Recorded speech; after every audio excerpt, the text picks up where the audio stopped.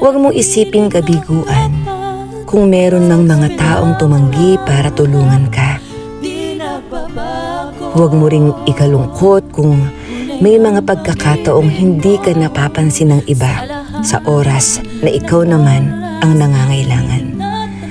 Remember the word of Einstein? I am thankful to all who said no. Because of them, I did it myself. Pero syempre, tayo, magagawa natin kasi alam nating kasama natin siya. At mas matindi yun. Sabi sa Isaiah 41:10, ako'y isa sa iyo, huwag kang matakot. Ako ang iyong Diyos, hindi ka dapat mangamba. Palalakasin kita at tutulungan, iingatan at ililigtas. Kaya kaibigan, sa mga panahon na pinanghihina ka ng sitwasyon, lagi mo lang alalahanin kung paano ka tinulungan ng Panginoon.